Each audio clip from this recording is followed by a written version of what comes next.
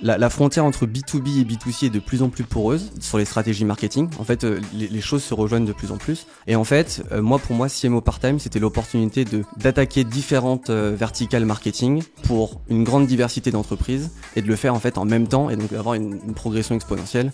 T'as ta base de clients, t'as ton marché et en fait, au croisement des deux, t'as ta communauté qui se compose un petit peu de tes clients et un petit peu de gens qui sont pas forcément tes clients. Parce qu'en fait, le rôle d'une marque parfois, c'est pas de créer la communauté, mais c'est de permettre à une communauté de vivre sa passion. Toutes les marques qui avaient construit des communautés, elles ont eu de grandes difficultés là depuis 1 ou 2 ans parce qu'en fait, elles ont pas réussi à absorber la hausse des coûts d'acquisition, elles avaient un système de marge qui était pas adapté. Qu'est-ce qui montre que ces marques-là n'ont pas de communauté?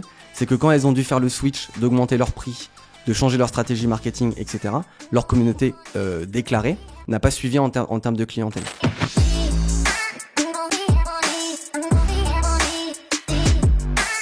Si vous ne connaissez pas mon invité du jour, laissez-moi vous le présenter. Il s'appelle Jolan et c'est une référence sur le sujet des créations de communautés et du community-led growth en France. C'est une stratégie qu'il a d'abord appliquée chez Atelier Particulier il y a quelques années et qu'il développe aujourd'hui chez ses clients puisqu'il a pris le chemin de l'indépendance en étant part-time CMO. Alors, le sujet de la communauté, ça fait rêver beaucoup de monde et ça a beaucoup été documenté sur des exemples B2C. Donc aujourd'hui, j'ai voulu qu'on parle également de B2B. Est-ce possible de développer une communauté B2B? Si oui, quelle différence avec le B2C? Est-ce qu'il existe un playbook pour ça? Bref, on a fait le tour du sujet ensemble, mais avant de rentrer dans l'échange, je vous invite à liker, commenter, vous abonner et mettre 5 étoiles sur les plateformes de podcast. Et on est parti. Jolan, toi tu es CMO part-time. CMO part-time, c'est un peu le truc qu'on commence à voir fleurir de partout. C'est quoi un CMO part-time? Alors, donc ouais, effectivement, je suis CMO part-time. J'ai fêté mes 2 ans il y a pas très longtemps. Donc c'est une toute nouvelle expérience après mon expérience en CDI.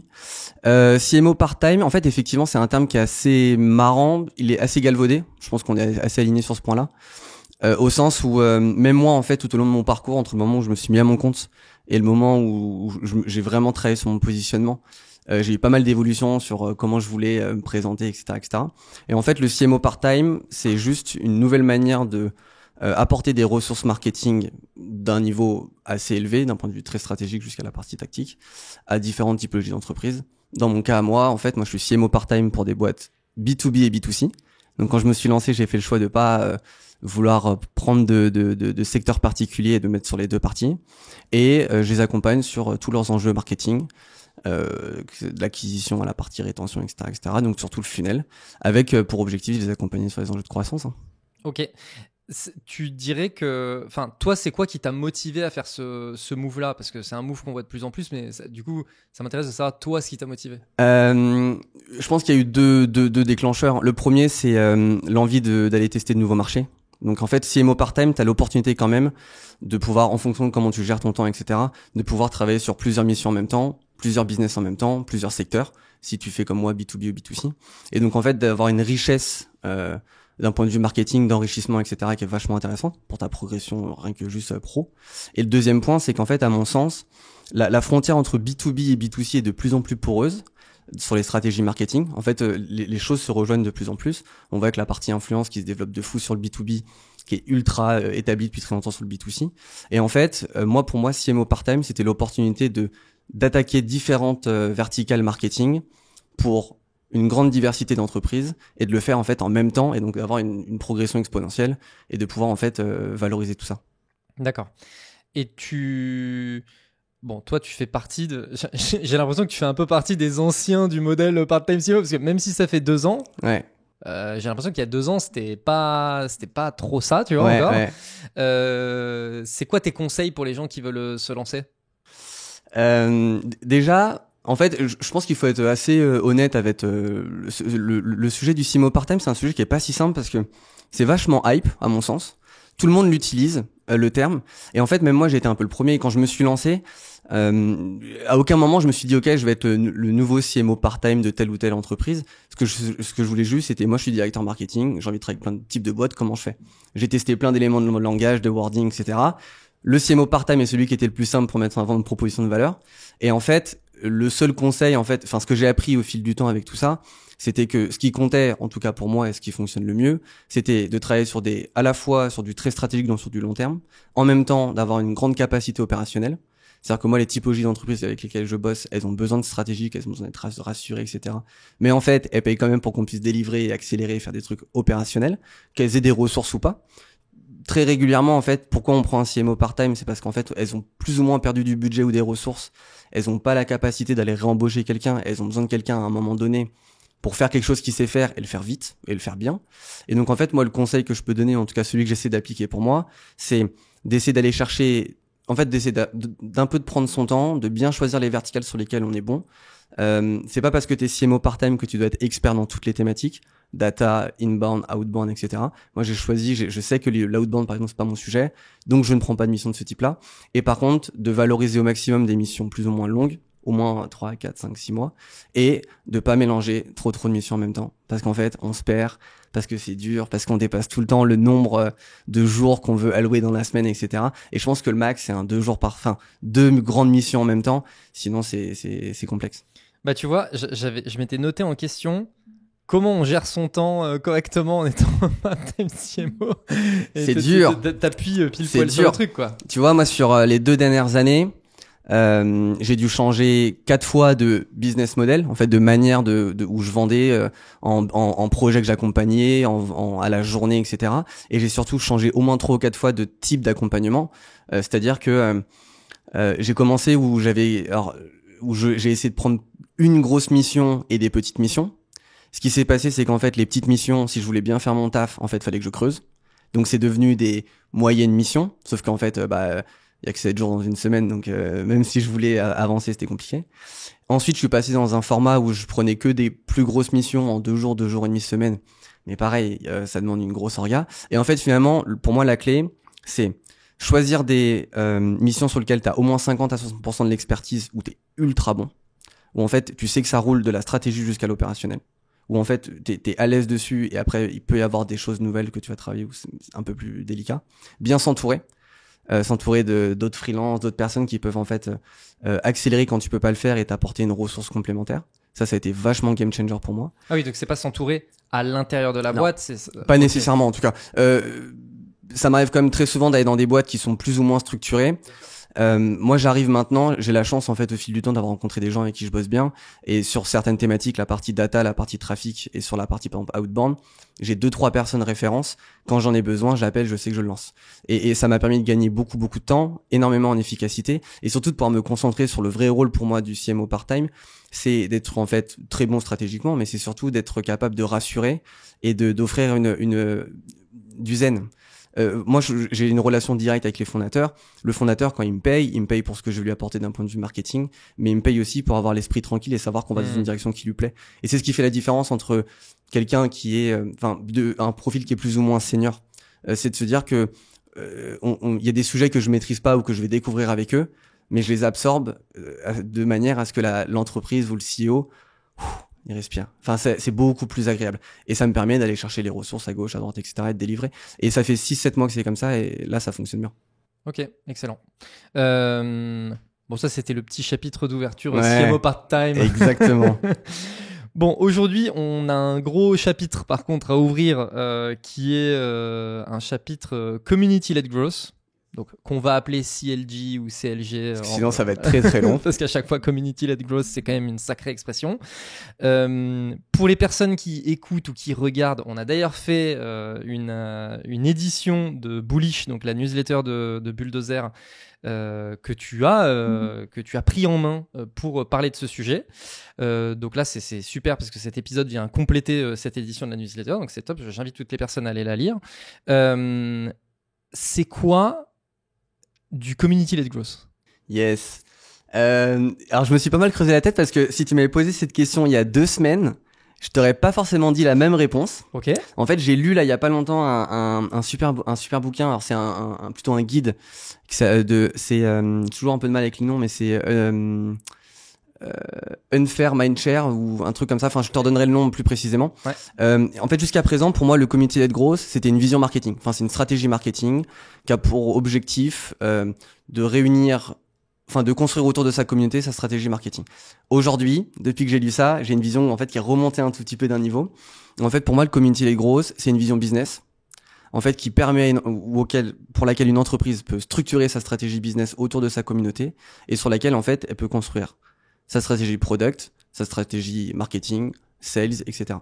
Donc ça, c'est très macro, mais le comité de growth au sens stratégique, comme moi je le visualise, c'est une sorte de mindset ou une stratégie globale sur lequel tu construis tout ton univers business et dans lequel en fait tu vas appliquer soit des principes marketing, sales ou contenu, etc.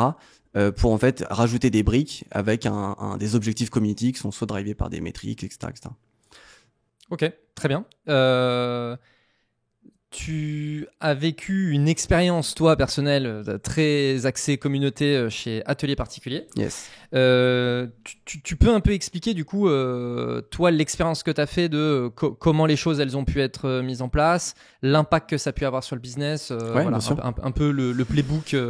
Ouais, avec plaisir. En fait, donc Atelier Particulier, c'est l'entreprise dans laquelle j'étais avant d'être à mon compte. Je suis rentré là-bas en tant que premier salarié. Atelier Particulier, c'est une très belle marque en fait dans l'univers DNVB, donc Digital Native Vertical Brand, où la mission de base depuis 2013, c'est d'être le leader français du savoir-faire en ligne.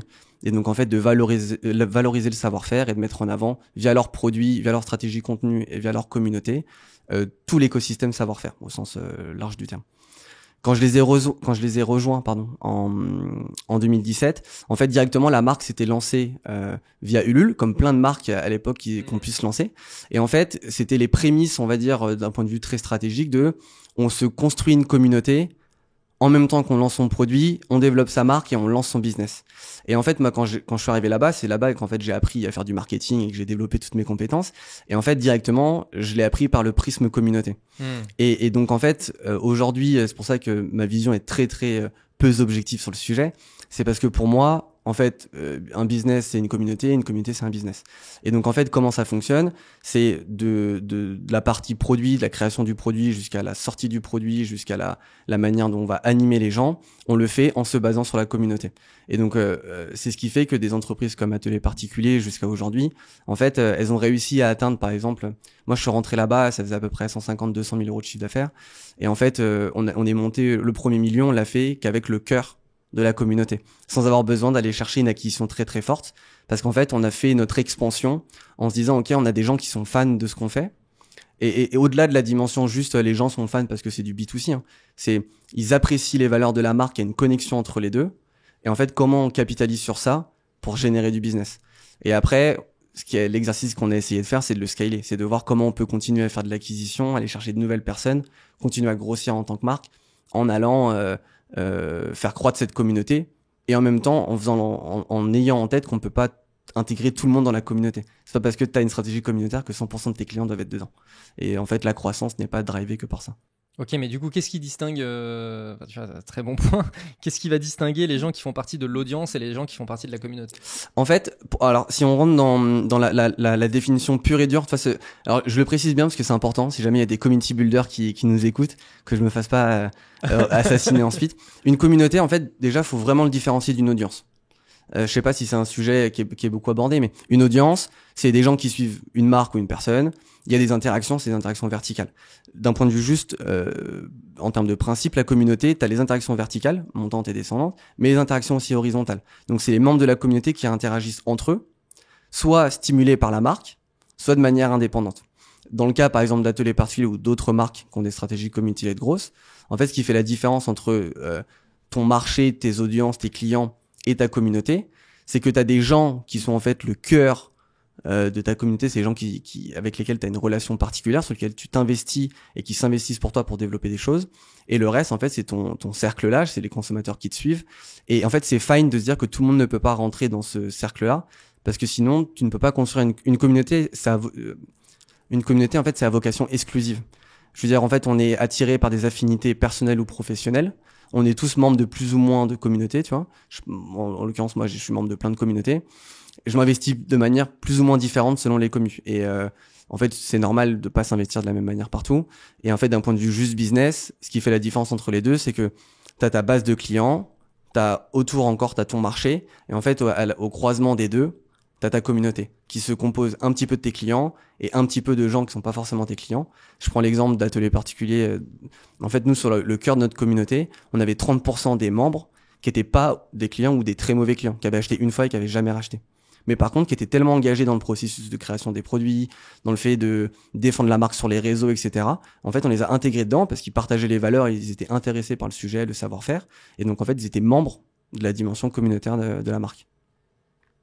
Je reviens juste sur ce sujet de communauté versus audience. Une fois, j'étais tombé sur... je sais plus, c'est un post LinkedIn ou un tweet de quelqu'un qui disait... non, communauté n'est pas le pluriel de client. Ouais. Et j'avais trouvé que c'était une phrase assez impactante pour expliquer tu vois, toutes les marques qui disent notre communauté, alors qu'en fait c'est juste t'es juste en train de parler de tes clients, quoi, calmos. Qu'est-ce qui va venir? Parce que là, tu vois, dans ce que tu es en train de décrire, il y a quand même un point qui est important, c'est que on a le sentiment, tu l'as pas dit, mais enfin moi c'est ce que je ressens, qu'il y a une frontière qui est très claire. Entre audience et communauté? Ouais, tu vois là quand tu disais il y a des gens, ils ont acheté une ou deux fois, mais ils sont très engagés, donc on les a fait rentrer dans la communauté. Tu vois, on a vraiment l'impression que en fait il y a une porte et soit tu passes la porte ou enfin soit t'es dedans, soit t'es dehors, tu vois. Ouais. Est-ce que c'est le cas de toutes les communautés, le fait de bien définir cette frontière? Comment est-ce que tu définis cette frontière? Ouais, alors ok, c'est pas simple. Alors il y a deux questions un peu là. La première c'est déjà, tout le monde a le terme communauté a été très galvaudé. Tout à l'heure on parlait de part-time, là c'est pareil avec communauté. Oui, pareil. Très galvaudé. Mais c'est pas fait volontairement. Enfin c'est fait parce qu'en fait les gens se l'approprient. Mais pourquoi toutes les marques n'ont pas des communautés? Et en fait le marché l'a prouvé. Je reste dans l'univers des NVB. Je pense que ça s'applique aussi peut-être un petit peu en B2B, mais on reste sur l'univers des NVB. Toutes les marques qui avaient construit des communautés, elles ont eu de grandes difficultés là depuis 1 ou 2 ans parce qu'en fait elles étaient totalement construites en termes de business model sur Meta et compagnie. Elles ont pas réussi à absorber la hausse des coûts d'acquisition. Elles avaient un système de marge qui était pas adapté. Qu'est-ce qui montre que ces marques-là n'ont pas de communauté? C'est que quand elles ont dû faire le switch, d'augmenter leur prix, de changer leur stratégie marketing, etc., leur communauté déclarée n'a pas suivi en termes de clientèle. Au contraire, je vais reprendre l'exemple d'Atelier Particulier, parce que c'est un très bon exemple que j'ai pas accompagné en tant que salarié, mais que j'ai accompagné en discutant avec les fondateurs. Lorsqu'ils ont décidé en 2022 de faire un reboot, en fait, ils avaient 35 000 clients. Ils se sont dit, nous, ce qu'on veut, c'est revenir à la base pour reconstruire des fondamentaux encore plus solides. On va partir sur le cœur de notre communauté, qui s'appelle le Club des 1042. Et ils se sont dit, on va construire pendant 1 an tout ce qu'on fait rien que pour eux. Avec ces 1042 personnes, ils ont relancé toute leur stratégie produit, l'acquisition, l'engagement, le CRM, etc. Et quasiment tout le chiffre d'affaires qui a été réalisé en 2023, plus de 70%, n'est fait qu'avec le Club des 1042. Sans perdre en croissance ils sont restés flat par rapport à l'année d'avant. Donc c'est pas croissance, mais parce qu'ils se sont dit, en fait, il y a une déperdition d'énergie entre on veut aller chercher plein de personnes, on pense qu'ils sont de la communauté, mais en fait, ils comprennent pas ce qu'on fait. Ils aiment pas nécessairement ce qu'on fait, ils sont volatiles, ils sont attirés par les prix, etc. Alors que si on s'engage sur les 1042, ça aurait pu être 5000. Ouais, bien sûr. Si on s'engage sur ces gens-là et qu'on leur offre quelque chose d'assez exceptionnel et qu'on leur prouve qu'on tient à eux, ils vont nous porter et ils vont être un nouveau relais de croissance pour la suite. Et en fait, quelle est l'étape 2024? C'est de recapitaliser sur ces 1042 pour repasser à 10 000, qui va permettre de réengager des gens qui étaient déjà là avant, etc., etc. Donc ça, c'est la première différence entre audience et communauté. Et après, pour répondre à ta question, est-ce que tout le monde est-ce que la frontière est définie ou pas? En fait, c'est assez délicat. En fait, je vais te dire non. Pourquoi? Ok. Parce que non. Non, je te dis non parce qu'en fait, à mon sens, il y a dans le community-led growth, il y a 2 approches à bien comprendre. C'est toutes les marques n'ont pas vocation à être propriétaires de leur communauté.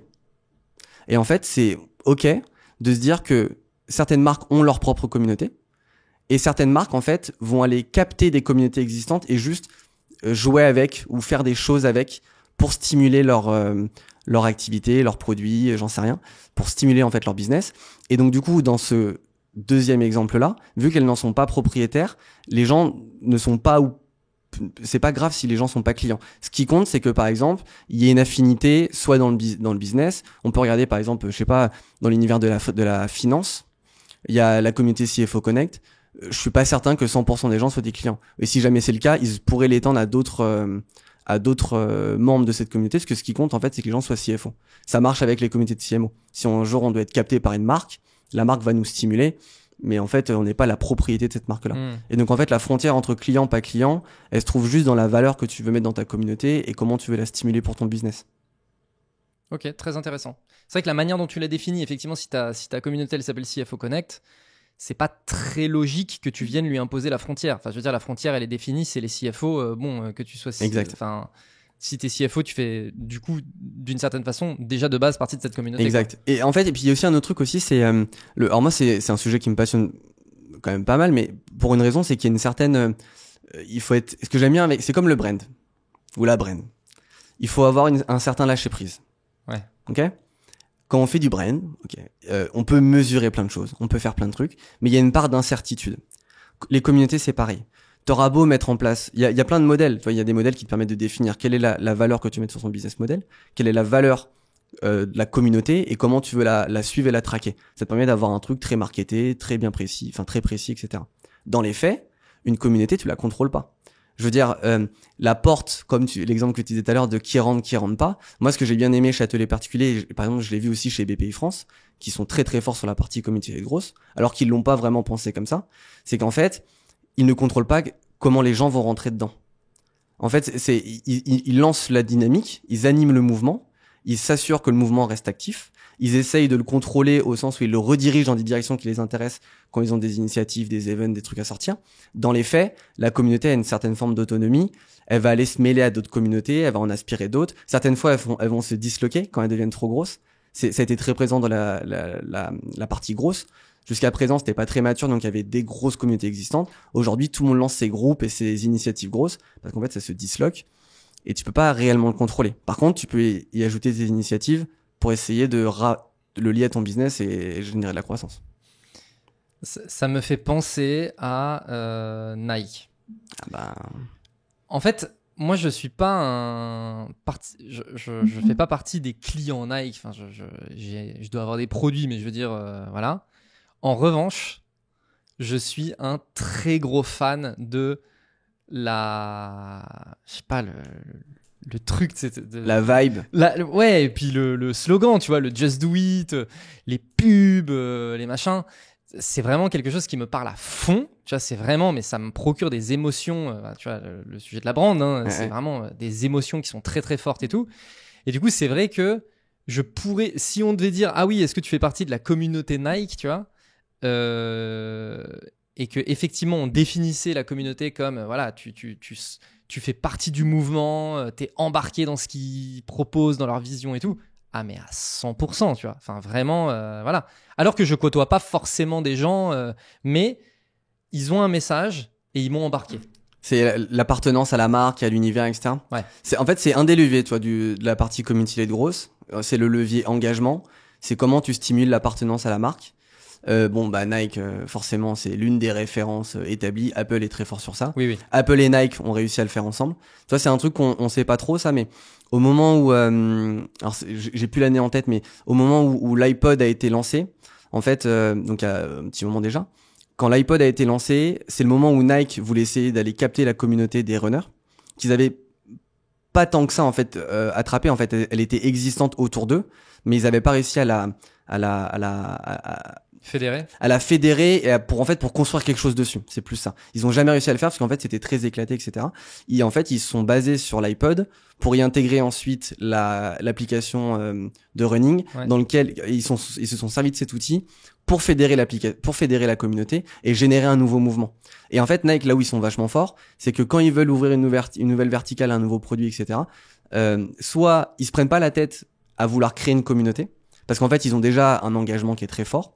Par contre, ils sont très très forts pour aller capter des communautés déjà existantes. Quand ils ont voulu aller au Brésil pour, je sais plus exactement pour quel produit c'était, mais au Brésil, ils ont voulu organiser un gros événement pour la partie football. Ils ont été prendre la communauté des fans de Corinthians.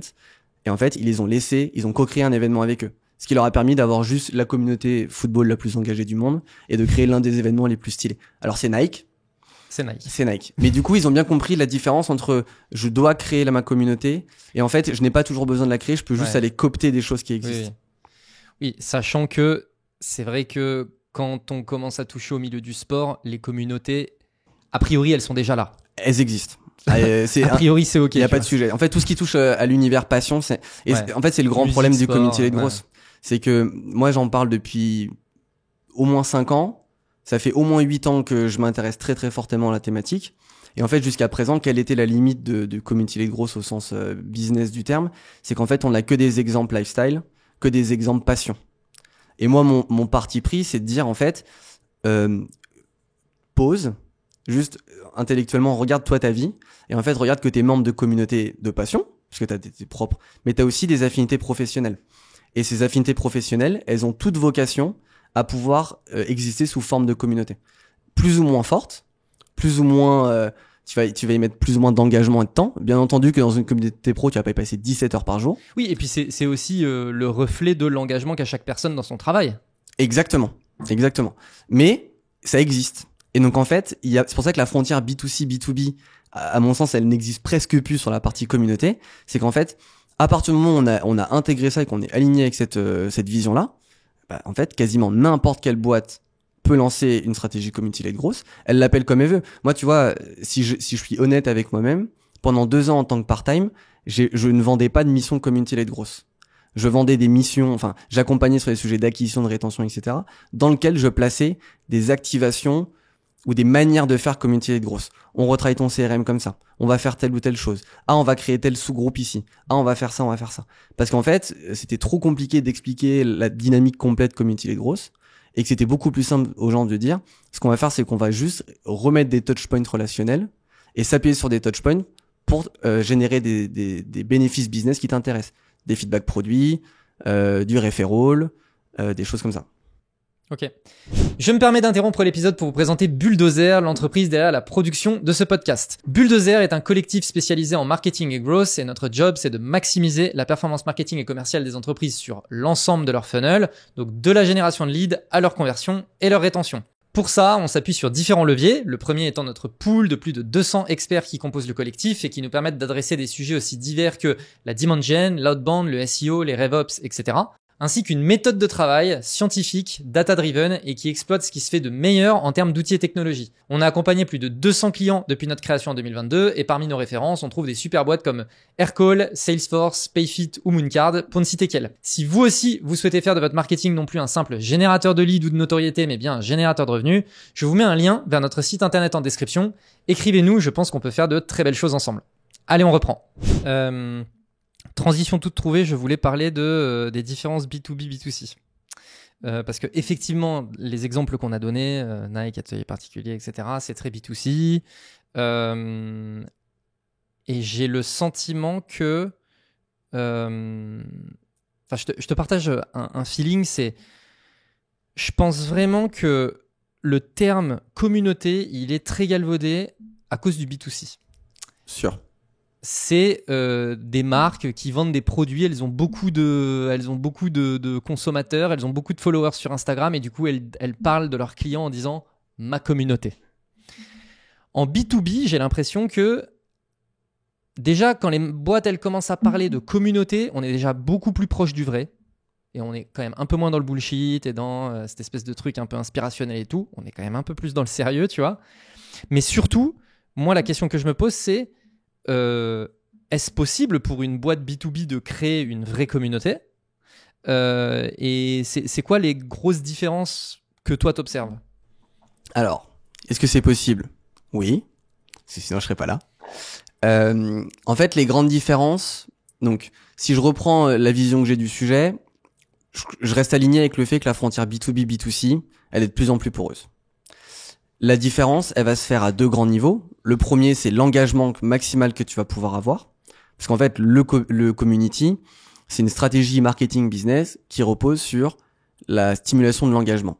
C'est les fondamentaux. Donc en fait, sur du B2B, bien entendu qu'en fait, la courbe d'engagement que tu peux aller chercher, elle est soit plus difficile à stimuler, soit elle est plus longue pour avoir quelque chose de très très fort. Donc c'est l'une des premières différences. Et la deuxième, c'est la manière dont tu vas pouvoir entrer dans la communauté et où en fait pénétrer le sujet communautaire avec ton audience. La partie B2C, il y a un côté très inspirationnel, lifestyle et plaisir, passion qui fait qu'en fait c'est pas que c'est plus simple, mais tu touches une corde sensible et c'est beaucoup plus naturel de réunir les gens autour d'une passion. Tu peux avoir des slogans engageants, oui. Tu peux faire des initiatives un petit peu cool, etc. Et il y a une certaine facilité à le faire. Modulo le fait que tout le monde le fait plus ou moins de bonne manière et que du coup il y a un brouhaha qui est assez délicat. En B2B, alors parce que historiquement, je sais pas, c'est plus sérieux ou alors il y a c'est corpo quoi. C'est plus corpo, voilà. L'approche est un peu différente, même si pour moi, par exemple, toi, moi, quand je fais un audit community, je n'ai absolument aucune différence dans ma méthode de travail entre le B2B et le B2C. Je fais les mêmes étapes à chaque fois. C'est juste que j'ai un niveau, par exemple, sur la partie audience, quand j'essaie de trouver en fait à qui je dois aller parler, quels sont les bénéfices que je dois stimuler et comment je dois rentrer dans son quotidien, enfin qu'est-ce que je dois comprendre par rapport à l'audience que je vais aller chercher pour créer la communauté. Je suis beaucoup plus attentif sur le B2B et je le fais beaucoup plus en profondeur. Parce qu'en fait, on doit rentrer dans un niveau de connaissance de l'audience où en fait, tu dois faire la différence entre le déclaratif et le vrai ressenti. On est beaucoup dans le statutaire en B2B. Il y a beaucoup de communautés où on est là, on est présent dans les trucs, etc. parce qu'on veut se montrer, etc. C'est très très dur de comprendre quel est le bénéfice sous-jacent ou le besoin que tu veux stimuler. Et tu vois, enfin moi j'ai un exemple là que j'ai terminé il y a pas longtemps un audit pour une marque d'assurance pour un produit de prévention à destination des transporteurs routiers. D'accord. Ok. Donc potentiel B2B de community, pardon. Enfin sur le papier, tu te dis, enfin qu'est-ce qui se passe? Et eux en fait la problématique que cette boîte avait est très simple, c'est une très grosse marque. Donc face à une entreprise institutionnelle, etc. Ils ont aucun problème à vendre leurs produits à les marques de transporteurs routiers. En fait, ils sont tous dans leur portefeuille et quand ils sortent un nouveau produit, en l'occurrence c'est un produit de prévention pour les routiers, ils le vendent. Sauf que à la fin de l'année, cette entreprise ne comptabilise le succès de cette vente que si le produit est utilisé par le routier. En fait, on s'en fiche du volume qu'ils ont vendu, ce qui compte c'est l'adoption. Et en fait, ils ont essayé plein de moyens plein de moyens traditionnels pour stimuler ça. Ils ont jamais réussi à le faire. Et en fait, moi, ce que j'ai bossé avec eux, c'est de leur dire, ok, on va aller voir, rentrer dans le quotidien de ces routiers, parce que en fait, faut aller comprendre qui ils sont, ce qu'ils font, etc. Et c'est la même étape qu'on fait quand, je suis sûr, on fait de l'outbound, qu'on veut travailler sur le positionnement, le message, etc. C'est la même méthode. On a été voir, et en fait, moi, le seul travail que j'ai fait, c'est j'ai été essayer de voir à quoi ils ressemblaient, ce qu'ils faisaient, dans quel groupe ils étaient, est-ce qu'il y avait des groupes dans lesquels il y avait déjà des communautés existantes, est-ce qu'on pouvait s'intégrer dedans ou pas. Spoiler, on pouvait pas, parce que c'était tellement fort comme groupe qu'en fait, intégrer un institutionnel dedans, ça n'aurait pas marché. Donc du coup, la proposition, elle a été différente. C'était de se dire, on ne peut pas rentrer dans le groupe. Par contre, il existe des communautés de fans. Alors c'est un style un peu particulier, mais qui sont fans du coup de camions, qui sont fans du klaxon, etc. Et qui ont des relations ultra fortes avec les camionneurs, les transporteurs, et la communauté des restaurateurs routiers.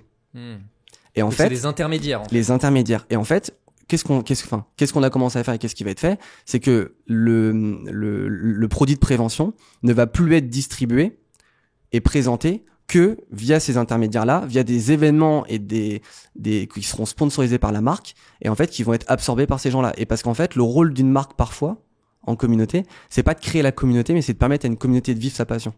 Et dans lequel il y a un échange de bons procédés. Moi, je pars du principe que les gens, si je rends un service à quelqu'un, les gens vont me rendre un service. Ça marche dans 7 cas sur 10. Ça marche à peu près pareil en community. Alors, pour le coup, là, tu vois ce que tu disais sur...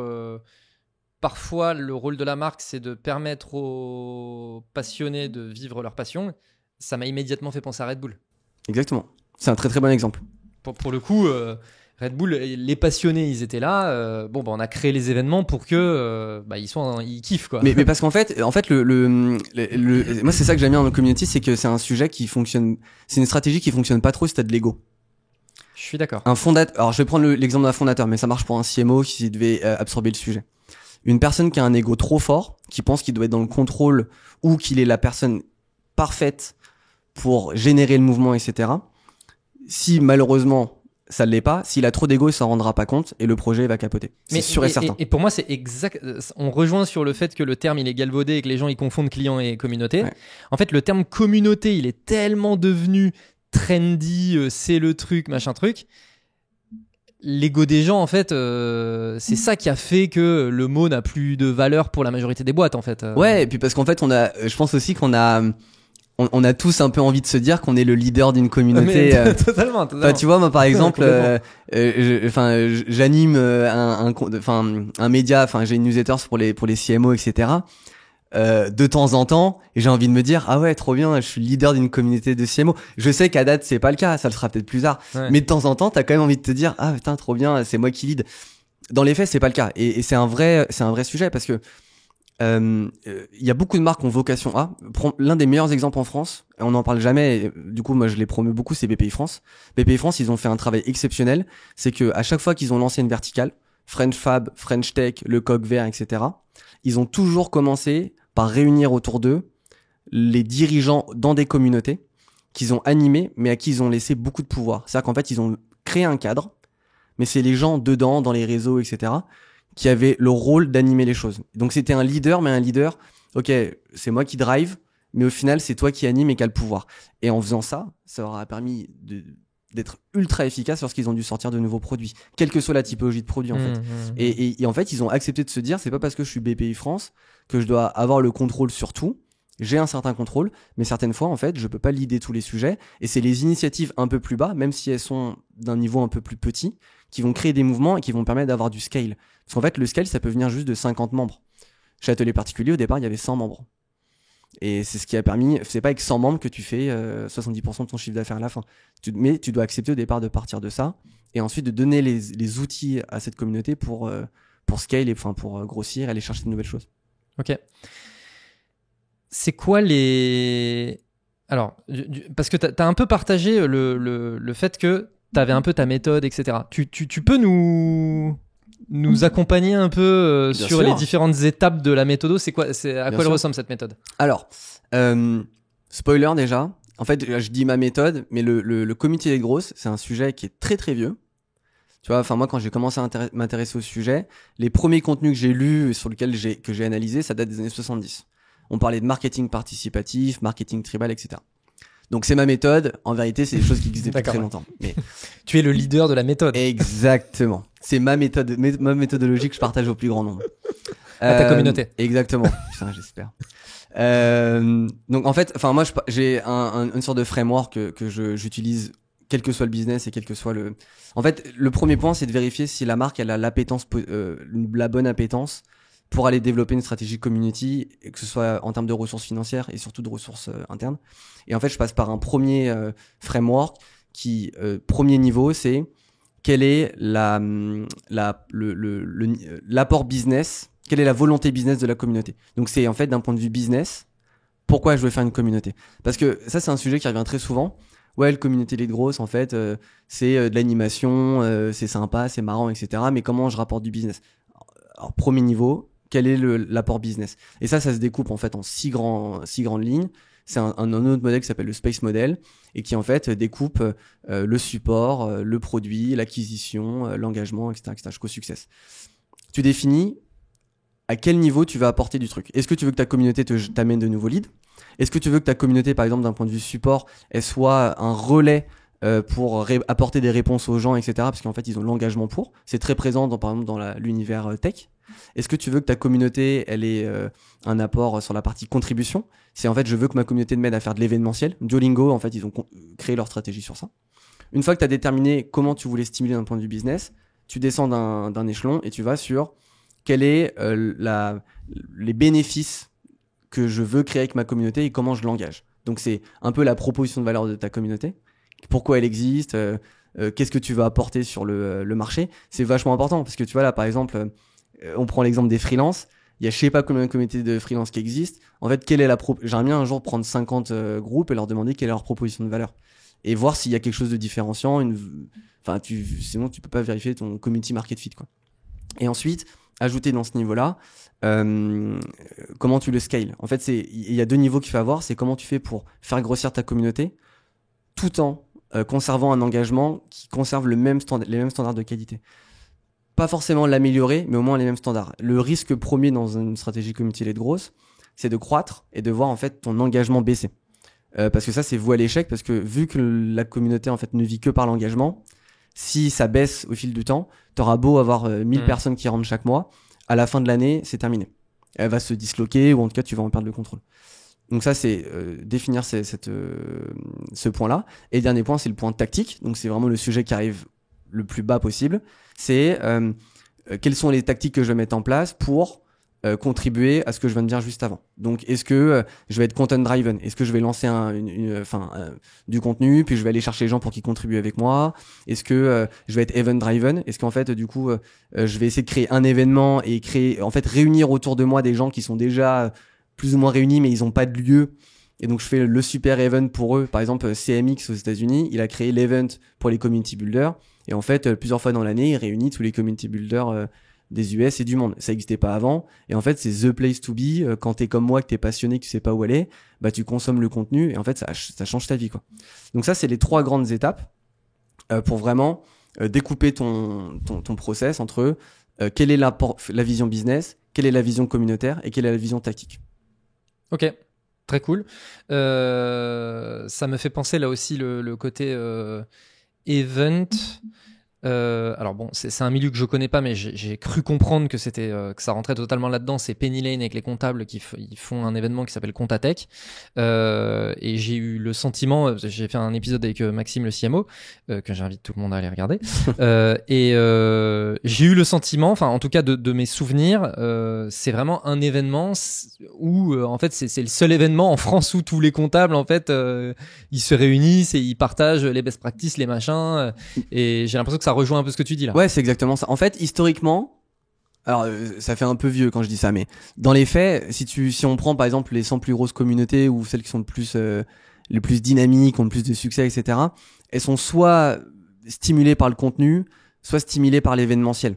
C'est vraiment les 2 grands leviers qui te permettent de soit d'engager ta stratégie, soit de les stimuler. Et tu vois, enfin pour le Penny Lane et les comptables, en fait, ils ont répondu à un pain. C'est-à-dire que je sais pas combien il y a de comptables en France, j'en sais rien, ou même dans le monde, mais ça doit être astronomique. En tout cas, j'en connais beaucoup, donc je suppose que je suis pas le seul. Et effectivement, en fait, quel est comment tu peux les relier les gens ensemble? Et c'est ça qui est important aussi avec le sujet community-led growth, c'est qu'il est universel. Et c'est pour ça que j'y accorde autant d'intérêt, c'est qu'en fait, tout le monde, quasiment tous les métiers et toutes les verticales, ont vocation à pouvoir être stimulés de manière plus ou moins forte, parce que en fait, on a tous vocation à être réunis avec un pair. On a tous un jour besoin du retour de quelqu'un, etc. Et par exemple, pour répondre au sujet événementiel, bah bien entendu que ça me ferait, en tant que membre ou en tant que comptable ou CMO ou autre, en fait, c'est un plaisir de me dire qu'un jour, je peux aller quelque part et retrouver des gens qui ont les mêmes problèmes que moi, les mêmes envies, qui vont pouvoir m'aider à, je sais pas, à grandir, etc. Il y a un sujet statutaire aussi, peut-être être associé aux bonnes personnes. Et en fait, ça répond à un pain qui est tellement évident que les gens, ils créent de l'engagement et ensuite, tu peux carrément générer du business avec ça. Ok. Toi qui accompagnes des boîtes dans ces démarches-là, c'est quoi un peu les erreurs les plus communes que tu observes? Alors, il y a plusieurs niveaux. Il y a le niveau très high level, c'est d'avoir une mauvaise compréhension de ce qu'on doit ou peut faire avec une approche communautaire. C'est-à-dire de se dire, ok, je veux faire du community-led growth, donc je vais créer un groupe, par exemple, juste pour mes clients. Et c'est c'est le plus direct, mais ce qui est finalement en fait le plus gros problème, parce qu'en fait on esquive toutes les étapes intermédiaires. Oui. Comme quand on doit faire une stratégie marketing de base, c'est à qui je parle, enfin quelle est ma proposition de valeur, à qui je parle et par quel canal je passe. Donc ça c'est la première grosse erreur, c'est de se dire ok, je vais juste créer un groupe et ça peut être ultra déceptif. Parce qu'en fait, on va se rendre compte, et ça peut casser l'initiative, parce que t'as le dirigeant ou le CMO qui veut lancer son truc, il va chercher ses meilleurs clients, il les met dans un groupe, et quelle que soit l'activité qu'il met dedans, il se passe rien. Et parce qu'en fait, nécessairement, ils ont peut-être pas besoin de ce groupe. Ça se trouve, ils ont un WhatsApp entre eux, tu l'as pas vérifié, et du coup, en fait, c'est un caillou dans la chaussure pour eux, etc. Donc ça, c'est la première grande erreur. Oui, et puis du coup, la conclusion, c'est ah non, mais la communauté, ça marche pas. Et du coup, ils se disent ça marche pas. Et en fait, moi, alors, ça m'est pas arrivé. Mais si un jour on me présente le cas, j'aurais envie de lui dire, je lui prendrais un autre sujet, je lui parlerais du content par exemple, je lui dirais vas-y, ça c'est les étapes clés pour faire du content et faire du gros avec. Est-ce que t'es d'accord? Oui, non. Bah voilà, pourquoi on fait pas pareil sur le truc? Enfin, je veux dire, c'est pas parce qu'on est sur de la relation humaine qu'il n'y a pas une approche marketing clé. Le second, et qui ouvre une grande porte, c'est de ne pas y mettre de KPI. En fait, de pas vouloir de se dire ok, on est que dans de l'humain, donc on veut pas essayer de mesurer. Normalement, si tu respectes les étapes que j'ai données avant, la partie quel est l'apport, enfin le bénéfice business et quel est le bénéfice community, t'es censé pouvoir mettre une data ou en tout cas un KPI que tu veux suivre et de te dire ok, ça fonctionne ou ça fonctionne pas, avec un delta plus ou moins fort, mais tu dois pouvoir le faire. Et le dernier point, c'est de sous-estimer l'importance du mouvement qu'on doit créer au départ. C'est-à-dire que le community-led growth, il y a de la strat, il y a du mindset, enfin tout ce qu'on veut, mais il y a un départ qui est universel pour tout le monde, c'est il faut créer du mouvement. Et le mouvement, il faut trouver quelqu'un qui soit capable de le porter. Soit c'est dans ta boîte, soit c'est en externe, tu as des community builders qui peuvent le faire ou pas, que tu recrutes ou pas, soit tu t'appuies sur des gens qui ont déjà des communautés et tu essaies de co-créer quelque chose avec eux. Mais tu es obligé de générer du mouvement, les gens ils vont pas t'accorder du temps comme ça parce que tu es gentil ou parce que tu as une super audience, etc. Donc c'est les 3 grosses erreurs. Ok. Tu vois, là, je me pose la question du coup, j'ai l'impression que ça fait quand même pas mal de prérequis, tu vois, pour... en fait, et c'est un peu le même sujet que le content, finalement. Ouais. Donc, c'est cool que tu parles aussi du content, parce que le content, c'est pas juste, je vais faire un contenu, c'est comme LinkedIn, tu vois, je vais faire un post, je vais poster, puis en fait, c'est bon, ça va marcher. Non, c'est un petit peu plus compliqué que ça, tu vois. Ouais. Et donc, le contenu, souvent, les boîtes sous-estiment le fait que ça prend du temps, ça demande de l'énergie, tout ça. Quand une boîte, elle veut lancer des initiatives, d'un point de vue équipe, tu vois, ressources équipe, d'un point de vue contenu, c'est quoi pour toi les éléments sur lesquels tout de suite il faut que la boîte elle est en tête? Non mais ça en fait, quoi qu'il arrive, si tu veux lancer des initiatives, ça c'est les ressources dont tu vas avoir besoin. Un peu, tu vois, le starter kit. Ouais. Bah, alors, c'est une bonne question parce que c'est le sujet qui revient le plus lorsque j'en discute avec des fondateurs ou des CMO. Pour moi, alors je pense que ça dépend un peu des ambitions de chaque entreprise. En fait, il faut mettre tes ressources au regard des ambitions que tu veux avoir avec ton approche community grosse. Mais de base, ce qui va compter, d'un point de vue juste humain, ce qui est important, c'est de se dire que le sujet community grosse ne doit pas être un sujet qui arrive dans une to-do d'une personne qui a déjà... Toi, si t'es un marketing manager ou un community manager, par exemple, ça ne peut pas être genre un sous-sujet de sa to-do. Donc, en fait, c'est forcément une personne... Ça veut pas dire que tu le mets à 100% sur le truc. Moi, quand j'ai commencé chez Atelier Particulier, j'avais au moins 35% de mon temps en semaine qui était dédié à cette partie-là. Je suis monté à 50% assez rapidement. Mais c'est directement une partie importante de son travail parce que tu as un besoin de connexion avec les gens, d'animation, etc. qui est fort. Ensuite, sur la partie content, par exemple, si tu veux, combien tu dois produire, etc. Le volume, à mon sens, importe peu. Ce qui compte vraiment, c'est... Alors, on va rentrer dans les clichés du contenu, mais il faut que ce soit... En fait, il faut que ce soit quali, mais il faut surtout que ce soit récurrent, en fait, que tu aies un mouvement récurrent, etc. Et que c'est en fait que tu mettes en place des principes, pardon, excuse-moi. Il faut que tu mettes en place des principes qui se répètent, de la répétition, du rituel. Si demain je devais lancer de zéro, par exemple, une communauté pour une boîte B2B ou j'en sais rien, ce que je lui dirais, c'est ok, toi et moi, on va bosser ensemble sur la strat. Une fois qu'on aura identifié à qui on veut parler, etc., le starter pack de base, c'est il faut qu'on ait une personne de ton équipe qui alloue 50% de son temps pendant 2 mois et qu'on ait la capacité de produire, si par exemple on fait du content, au moins un contenu par semaine dédié à ça, mais qu'on soit en capacité d'interagir tous les jours avec les gens. C'est un peu le prérequis. Si t'es pas capable ou si t'as pas envie de te dire tous les jours je vais interagir avec les personnes de ma communauté, en fait, le fais pas. Parce qu'en fait, tu rentres pas dans le principe de la communauté les grosses, c'est poser des questions, c'est écouter, c'est aller stimuler, c'est s'intéresser aux gens, etc. Et c'est pour ça que tout le monde n'a pas le profil pour. Il y a des gens, ils sont pas forcément très... ils aiment pas trop... Enfin, leur passion, c'est pas d'écouter la vie des gens. Bon, bah, du coup, si t'as pas l'oreille... Si t'es pas excité par le fait d'écouter plein de personnes, découvrir plein de vies, c'est pas le bon truc.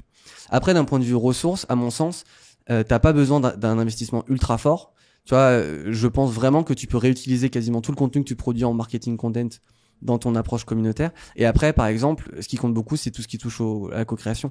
En fait, si tu utilises le levier contribution dans ton space model, c'est l'un des leviers business. Si tu décides de faire de la contribution et que tu es dans une approche où tu co-crées des choses avec ta communauté, tu n'as quasiment rien à produire, si ce n'est de les accompagner, leur donner les ressources pour. Donc soit les stimuler pour qu'ils créent du contenu ou des choses pour toi, soit leur donner les ressources, les réunir, soit des choses comme ça. Et ça suffit pour lancer des dynamiques. Et t'as pas besoin de 1000 personnes, tu peux commencer avec 50. Il y a un point qui est important, c'est quand tu disais il faut parler tous les jours avec les gens. C'est parce que je comprends bien qu'effectivement il faut se définir une régularité, etc. C'est comme le contenu ou comme quand tu te lances en SEO, si c'est pour poster un article tous les 3 mois, bon, tu fais pas du SEO, quoi. Enfin, voilà. Exactement. Mais cette partie de interagir avec les gens, si c'est pas tous les jours, ça sert à rien. Alors, je suis extrême sur ce point-là, parce que c'est provocateur. C'est juste que si t'es une boîte, quel que soit ton niveau de maturité, et que t'as pas envie d'envoyer un message par jour aux gens de ta communauté et de leur partager une news sur ce que tu fais et leur demander un truc sur eux, bah, tu vas pas y arriver. Ouais, tu vas pas y arriver. Dans les faits, moi, tu vois, par exemple, on va prendre la boîte d'assurance. Bien entendu, je sais très bien que cette boîte, elle n'aura pas une personne dédiée pour le faire. Mais c'est pour ça que leur stratégie, c'est une stratégie de cooptation. Ils vont chercher des communautés existantes et ils leur donnent les ressources. Et en fait, ils vont juste faire des événements tous les mois pour ces gens-là. Et en fait, ça va vivre tout seul. Et c'est... Oui, mais parce qu'il y a quelqu'un qui joue va ce faire rôle vivre. tous les jours. Et c'est pour ça que, tu vois, par exemple, alors ça, c'est quelque chose que c'est un peu stratégique. Jusqu'à présent, tout le monde disait que les communautés, c'était content ou event driven. Moi, ma vision à moi, c'est que les communautés, en B2B notamment, elles sont créateur driven. C'est-à-dire qu'en fait, l'un des nouveaux leviers de croissance pour les boîtes, c'est t'es pas obligé de la posséder. Et je vais encore plus loin sur cette thématique-là. C'est qu'il y a des créateurs de contenu qui existent, il y en a partout, qui sont plus ou moins bons, et ils ont tous vocation à lancer leur communauté. Tous. Et là, j'en connais plein, en 2024, ils veulent lancer et monétiser leur communauté. Ces gens-là, il y en a très très peu qui vont y arriver, parce qu'ils ont ni les ressources financières, pas forcément le volume d'audience nécessaire.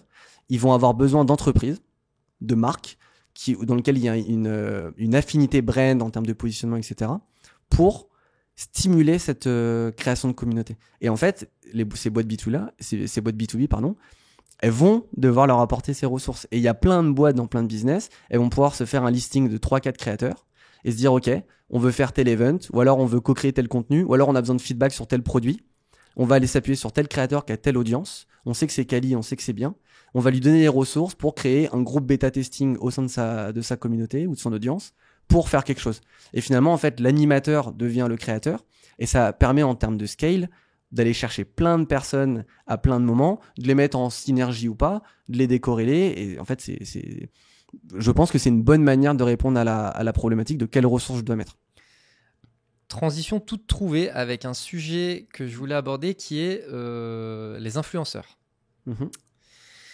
Bon, en B2B, c'est vrai que parler d'influenceurs, c'est un peu particulier. Donc là, tu as employé le terme de créateur, mais on est d'accord que c'est plus sexy. Voilà, la créateur économie, j'aime bien. La créateur économie, c'est quand même un peu plus sexy.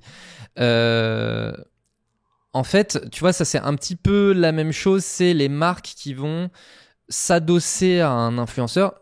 Là, je parle B2C, B2B. Ouais. Je suis Rhino Shield. Et je vais sponsoriser les vidéos de McFly, Carlito, de Squeezie, etc., etc. Et je vais me dire comme ça, je vais toucher leur communauté. Tu vois.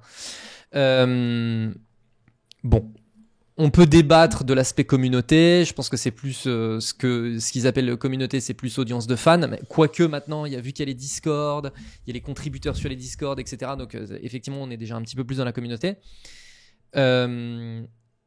Est-ce que c'est... Enfin, tu vois, est-ce que... Je reprends ton exemple de routier. Il y a des clubs. Les clubs, c'est déjà des petites communautés en soi. Je fais partie du club, tu vois. Les influenceurs, tu peux pas vraiment dire je fais partie du club Squeezie. Non. Mais vas-y, termine, pardon. Non, mais du coup, tu vois, c'est là où je me dis, il y a clairement un espèce de move à faire entre les créateurs, les clubs, etc., tu vois. Mais j'ai l'impression que quand on parle de communauté de Squeezie et quand on parle de la communauté des fans de voitures de collection, on n'est pas en train de parler de la même chose. Alors, c'est pas exactement la même chose. Déjà, moi, je fais le distinguo, je fais une grande différence entre le sponsoring d'un influenceur, B2B ou B2C, et l'envie d'aller capter sa communauté, ou en tout cas de lui donner les moyens de transformer son audience en communauté. Le sponsoring, c'est ce qu'on a fait, enfin c'est ce qui existe depuis toujours. C'est j'identifie qu'il y a un créateur de contenu qui parle à mon audience. Je veux rajouter un touchpoint. Je paye pour être présent sur son contenu et c'est un touchpoint en plus dans mon action marketing. Oui, tout à fait. Fan. Enfin c'est nickel, il y a pas de problème. Pour moi en fait, c'est pas de la communauté. C'est pas de la communauté. Et il y a plein de créateurs. Et en fait, l'opportunité, elle se trouve là. C'est que tu as des créateurs de contenu, que ce soit en B2C ou B2B, qui ont peut-être déjà leur communauté. Il y en a d'autres qui l'ont pas. Ok ? Et en fait, pour moi, l'opportunité des entreprises, elle va être de se dire, je sais qu'il y a des gens qui parlent à mon audience ou alors à des gens qui m'intéresseraient et qui sont pas forcément encore mes clients, etc. J'ai envie de les animer, de créer un espace et de jouer avec eux, c'est pas un bon terme, mais d'animer, de créer du mouvement avec eux. J'ai pas les ressources en interne où je me sens pas capable de le faire, et ben je vais aller chercher un créateur de contenu qui a l'ambition de le faire et qui a la capacité. Et donc du coup la différence c'est que ça passera jamais ou quasiment jamais par du sponsoring, ça passera toujours par des tactiques marketing différentes.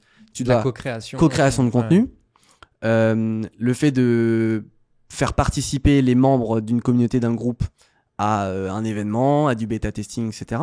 Ça peut être le fait de créer un canal de communication dans lequel il y a un channel dédié à l'entreprise qui est animé par le créateur.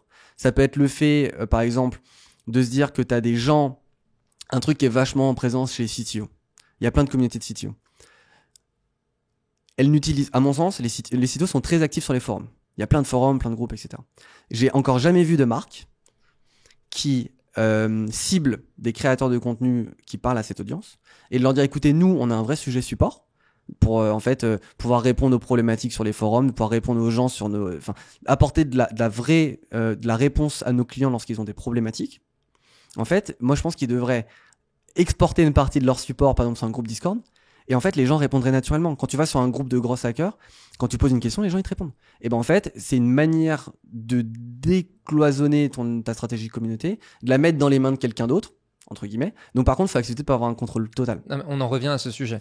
Tu dois l'accepter. Sinon, ça se construit pas. Et puis de toute façon, tu ne peux pas capter de manière totale.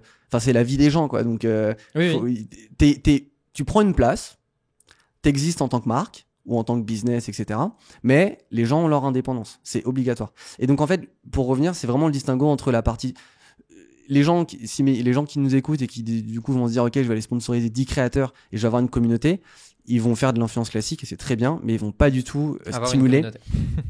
Et en fait, le move de fin, ce serait de passer par là, d'utiliser ces créateurs de contenu, de co-créer des choses avec eux, de tester plein d'initiatives, pour ensuite pouvoir rediriger les gens plus naturellement vers ta propre communauté. Et là, ça se ferait avec une fluidité extrême, comme moi j'ai pu le faire en B2C, où en fait, j'allais naturellement dans des forums existants, je suis devenu un membre de cette communauté, en étant représentant de telle marque, je me suis pas caché. Je suis Jolan, je travaille pour Atelier Particulier, mais je kiffe le vêtement, le savoir-faire. J'ai été membre de cette chose-là, et le jour où j'ai créé mon truc, les gens m'ont suivi parce qu'en fait c'était naturel de suivre. Et c'est le même mouvement avec une dimension un peu plus rapide parce que vu que les créateurs ont déjà en fait des audiences fortes, tu peux aller toucher 5, 10, 15 000 personnes et aller directement créer un noyau communautaire de 500 personnes en 2 mois. Chose qui était impossible, en tout cas je l'avais pas imaginé il y a 1 an. Ok, trop bien. Niveau outils, est-ce qu'il y a des outils qui permettent de créer des communautés? Alors c'est le sujet, alors on me demande tout le temps et en plus je suis hyper mauvais sur ça parce que en fait l'outillage c'est toujours le dernier truc que je regarde, vraiment le dernier des derniers. Ça m'est même déjà arrivé, c'est horrible de dire ça, mais ça m'est déjà arrivé dans un audit de ne pas mettre la slide sur quel outil tu fais, tellement genre ça me paraît... Parce qu'en fait, du coup, tu adaptes à chaque fois le canal ou en tout cas l'outil sur lequel tu veux te positionner en fonction de la communauté ou des gens que tu vas aller chercher. Donc en gros, il y a tellement de choix possibles. Tu vois, est-ce que tu dois te mettre sur Facebook, est-ce que tu dois te mettre sur tel ou tel réseau, est-ce que tu dois pas du tout utiliser tout d'outils mais faire que de l'événementiel, faire des réunions Tupperware, parce que ça pourrait être une réunion de Tupperware B2B, ça pourrait exister. Donc en fait, je le mets toujours en dernier. Aujourd'hui, il y a pas mal d'initiatives. Là, tout à l'heure, je discutais, j'étais revoir ce qui se passait. Il y a Melting Spot qui est un super produit en fait qui permet de réunir les communautés, de les animer et de faire le lien en fait avec ce que tu fais d'un point de vue CRM, etc. Ça, c'est un super outil et je pense qu'en fait, il faut se tourner vers ces outils-là, mais seulement quand tu as un niveau de maturité qui est déjà assez bon. ou en tout cas quand t'as vocation à centraliser les choses et à vouloir avoir un contrôle ou à faire le lien avec tes autres initiatives.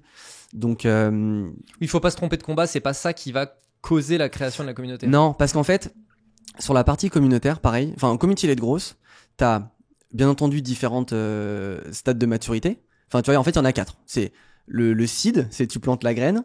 Ensuite, t'as la partie croissance, le growth. Ensuite, quand t'arrives au stade de maturité. Quand t'es au stade de maturité, c'est que t'as atteint un certain... elle est autonome, elle vit toute seule, les gens rentrent tout seuls, les gens se scorent, enfin entre eux, il y a des niveaux de gamification de ce que tu veux. Et après, c'est ce qu'on appelle, ça se disloque et ça fait des petits groupes, etc., etc. En fait, pour moi, les 2 premiers niveaux, qui vont concerner 95% des gens qui veulent lancer leur initiative, ils ont juste besoin de savoir quel avantage business, bénéfice business ils veulent faire, quelle est la proposition de valeur de leur communauté, à qui ils parlent, et ensuite quel est le meilleur canal pour aller stimuler juste les échanges. Et ça suffit pour réunir jusqu'à 2, 3, 4 000 personnes. Et après, bon, j'exagère peut-être un peu, 2000 personnes. Et après, là, tu commences à aller prendre un plus gros outil ou des choses un peu plus... Ça laisse de la marge. Hein. Ça laisse de la marge, ouais. Sachant que sachant que il y a quand même un effet sur la partie community où tu peux aussi décider d'avoir des différents segments. En fait, t'es pas obligé de si t'as plein de produits, si t'as une complexité dans ton univers. Je reprends l'exemple de BPI France, ils ont 4 grandes communautés différentes. Tu vois, de plusieurs milliers de personnes à chaque fois. Il y a des gens qui sont un peu dans les deux, mais ils ont fait l'effort de vraiment les segmenter parce que, en fait, le bénéfice business et le bénéfice communautaire qu'ils ont, il est tellement différent qu'ils peuvent pas se permettre de réunir dans les mêmes outils, les mêmes channels, etc., tous les membres. Donc, en fait, ils ont bien segmenté. Et après, là, maintenant, ils ont besoin de gérer tout ça, d'avoir un outil un peu plus fort. Ils font ça avec leur CRM, ils font ça avec, je sais plus sur quel réseau ils sont. Je crois qu'ils sont sur un Slack. Et un Slack suffit pour absorber ces trucs-là. Ok. Top. Écoute, moi, je pense qu'on a bien fait le tour Community-led growth. On a bien eu tout le playbook. Prochain challenge, c'est quoi les prochains sujets te concernant? Assez logique, hein, Community-led growth. Donc moi mon objectif quand je me suis lancé à mon compte, etc., c'était en fait, j'ai pas envie d'être le cordonnier mal chaussé. C'est-à-dire qu'en fait, depuis le début, et depuis ça fait déjà 2 ans que je bosse sur ça, mon objectif c'est de créer une communauté dédiée au CMO, en tout cas à l'univers marketing, et donc de pouvoir en fait créer un environnement pour la croissance du CMO et en fait qui réponde à la base. C'était pour mes problèmes à moi, comment je fais pour me former, comment je fais pour évoluer, comment je fais pour comprendre les problématiques business sur lesquelles je vais tomber, prendre un peu d'avance et rencontrer les bonnes personnes, etc. Donc moi, mon prochain défi, c'est de créer cette communauté et de l'animer. Et en fait, du coup, c'est un projet que je mène depuis quelques mois avec Emmanuel Benoliel. Et on va lancer ça là dans les prochains mois. Où l'objectif, en fait, c'est créer un environnement dédié à la croissance du CMO, où en fait, qui sera lié avec une partie contenu, plateforme de formation, vraiment dédiée à ce que la personne puisse évoluer et avoir les ressources qui lui conviennent au bon moment, et donc et une partie communauté où en fait on capitalise sur le peer-to-peer pour que chaque CMO puisse en fait développer son activité, développer son aspect professionnel, etc. Ok, alors du coup j'ai une question parce qu'on n'a pas abordé un point et je pense que c'est un bon moyen de... Voilà, c'est... Moi je suis pas encore CMO mais je veux le devenir. Tu vois, je veux vraiment le devenir. Est-ce que du coup, tu vois, dans ces cas-là, est-ce que la communauté, elle intervient au moment où ça y est, je le deviens, ou est-ce que ça peut être un levier qui va me permettre de le devenir? Alors, c'est une super question, parce qu'en fait, je me suis même posé la question au moment où j'ai commencé à travailler sur cette thématique de comment je fais pour créer un environnement pour le CMO.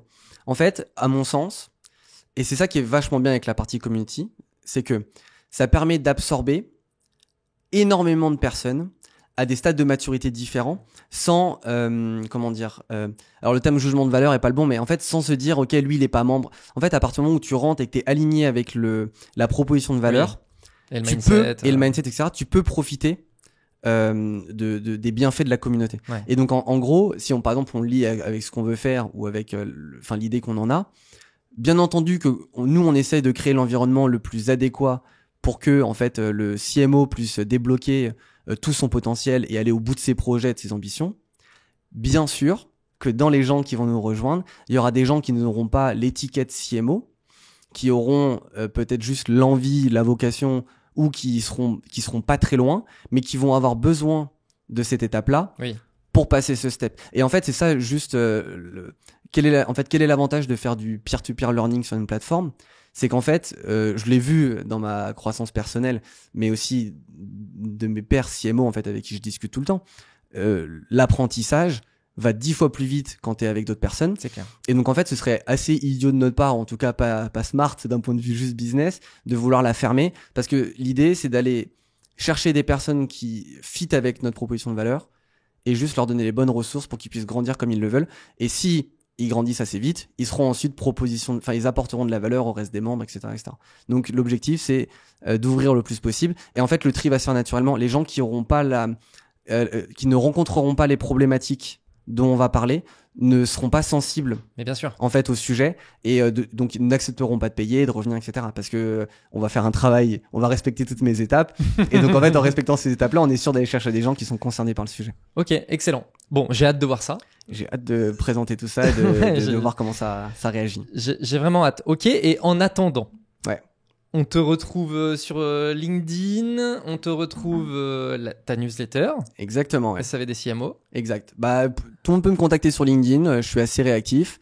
Si vous voulez suivre un peu de contenu, découvrir des frameworks sur le community led growth, je pense que c'est le bon lieu. Et à côté, j'ai ma newsletter SAV des CMO, qui est pas dédiée qu'au community. Je parle vraiment je partage en fait toutes mes ressources qui m'ont aidé, qui m'aident toujours. C'est un peu mon journal de bord de CMO, le SAV. Et voilà. Donc c'est vraiment les deux endroits où on peut me contacter et je serai avec plaisir pour échanger. Merci beaucoup, Jolan. Merci, Jordan. Merci. Et puis, pour toutes les personnes qui nous écoutent encore, n'oubliez pas le petit like, commentaire, tout ça. Et on se retrouve la semaine pro. Ciao. Do it!